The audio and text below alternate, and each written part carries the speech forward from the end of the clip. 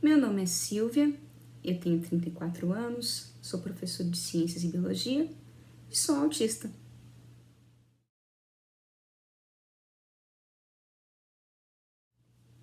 Olá, pessoal! Vocês sabem o que é o autismo? O autismo, por mais que até hoje seja considerado por muitas pessoas como uma doença, como sendo algo negativo, é o que a gente chama de transtorno do neurodesenvolvimento. O nome parece complicado, mas é algo bem simples. Enquanto a gente ainda é um embriãozinho, bem pequenininho, se desenvolvendo dentro do útero da nossa mãe, o nosso sistema nervoso, que é responsável por formar o nosso cérebro, cerebelo, medula espinhal, enfim, responsável por comandar o nosso corpo, ele vai ter alguns problemas. A gente vai ter alguns problemas nas conexões entre as células especiais que formam o nosso sistema nervoso, os neurônios. E isso faz com que as pessoas que são autistas, eu digo aí, são autistas e não têm autismo, porque o autismo não é uma doença para a gente ter, é simplesmente um conjunto de características. Então, as pessoas que são autistas vão ter uma série de características relacionadas a esse problema na formação do sistema nervoso. E de acordo com essas dificuldades que a pessoa apresenta, de acordo com as suas características, ela pode ser considerada como sendo autista de nível 1, nível 2 ou nível 3. O nível 1, 2 e 3 são relacionados com as dificuldades que a pessoa vai apresentar, com a necessidade de auxílio no seu dia a dia. Eu, por exemplo, sou autista de nível 1. Antigamente, o autismo de nível 1 recebia um outro nome. As pessoas costumavam falar em crianças superdotadas, Asperger. E por mais que a gente tenha uma certa facilidade no aprendizado, algumas coisas não funcionam tão bem assim. Falando da minha experiência pessoal, eu tenho sérios problemas em interação social. Isso significa dizer que quando eu era criança, inclusive até hoje, eu tenho muita dificuldade em estabelecer vínculo com as pessoas, em criar amizades e também em mantê-las ao longo do tempo. Outra coisa, sistema sensorial. É muito comum pessoas autistas terem uma alteração no sistema sensorial, que fazem com que a gente sinta muito mais ou muito menos algumas coisas. Por exemplo, alguns autistas têm problema com o paladar. É uma dificuldade com relação a gostos. E isso pode levar ao que a gente chama de seletividade alimentar. A pessoa não consegue comer determinados alimentos. Ou até mesmo de forma mais extrema, só consegue comer uma certa coisa.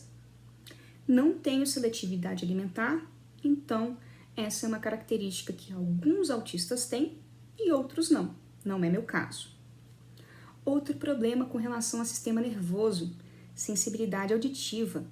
A pessoa pode se incomodar com certos tipos de som, ou seja, vozes muito agudas ou vozes muito graves, vozes ou sons, muito altos, certos ruídos em específico, normalmente ruídos repetitivos, como pessoas batendo as unhas. Isso eu tenho. Então, normalmente, quando eu me sinto muito incomodada com algum som, eu pego esse meu fone de ouvido, ele tem o que a gente chama de isolamento acústico. Quando eu coloco ele e aperto um botãozinho, eu paro de ouvir uma série de ruídos que me causam, primeiro, incômodo e depois podem gerar até mesmo ansiedade, e fazer com que eu não consiga permanecer no local. Mais uma coisa, sensibilidade tátil. Agora a gente está falando sobre toque. Tem autistas que gostam de receber abraços, outros não. Tem autistas que são mais sensíveis à dor em partes específicas do corpo, enquanto outros são menos sensíveis a essa dor. Então eu tenho as duas coisas acontecendo ao mesmo tempo. Eu tenho uma falta de sensibilidade ao toque de uma forma geral, então eu não sinto cócegas, mas tem uma hipersensibilidade no pé, que eu sinto, não é bem cócegas, é assim, eu nem sei explicar, gente, é uma coisa tão intensa, mas tão intensa que chega a ser desconfortável. E não é somente nos pés, na região do pescoço e ombros também. Eu não ligo de dar abraços, mas prefiro fazer isso com pessoas com quem eu tenho intimidade. E com relação a pessoas que conversam colocando a mão, isso para mim é bastante aflitivo. Me dá uma sensação muito ruim no local e por vezes eu preciso passar a mão com força para poder tirar a sensação ruim que fica no local.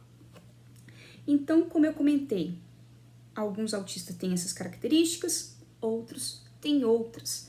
Por isso que a gente fala inclusive em espectro, porque a pessoa pode ter alteração nas suas características ao longo da vida, indo do nível 1 para o nível 2, ou também o contrário. Uma pessoa que foi classificada anteriormente como nível 2 pode ir para o nível 1. Falando um pouquinho mais sobre minha história de vida, eu fui ter o diagnóstico de autismo somente no ano passado, com 33 anos. Eu cresci tendo um sentimento de inadequação. Isso significa dizer que eu sentia que tinha alguma coisa de errado comigo, que eu não me encaixava em nenhum local, em nenhum grupo. Inclusive, quando eu tinha meus 16 anos, eu falei com a minha mãe que eu não me considerava uma pessoa feliz. Um dos problemas que eu tenho é justamente isso, interpretar e entender meus sentimentos e os sentimentos dos outros. Provavelmente isso assustou bastante a minha mãe. Hoje, mais velha, já com diagnóstico, eu tenho aprendido a entender um pouco melhor os meus sentimentos, entender um pouco melhor os sentimentos das outras pessoas e, claro, trabalhar naquelas pequenas características que podem fazer com que eu consiga conviver melhor com os outros e, é claro, ser uma companhia mais agradável também. Receber o diagnóstico, gente, para mim foi libertador. As pessoas tendem a achar que diagnóstico cria um rótulo, uma coisa negativa, uma carga, sabe? E não é bem assim. Quando a gente recebe o diagnóstico, a gente entende, opa, eu sou diferente. E existem várias outras pessoas que também são assim. E tá tudo bem. Então o diagnóstico me ajudou a me entender, a me aceitar e, por fim, a me amar do jeito que eu sou. Então, pessoas que têm dúvidas, que acham que podem estar no espectro autista, por essas e várias outras características que eu citei. O recomendável é procurar auxílio psicológico, psiquiátrico ou neurológico. São feitos testes no caso das crianças e adolescentes, no caso de adultos, pode ser simplesmente através de relatos. E, por fim, caso seja necessário, pode ser utilizada alguma medicação, mas nem todo autista precisa disso. Então, pessoal, bora entender um pouco mais, ter consciência e, é claro, ter mais respeito pelas diferenças, porque é justamente através das diferenças que a gente tem uma sociedade tão bonita como a nossa. Tchau, tchau e até a próxima!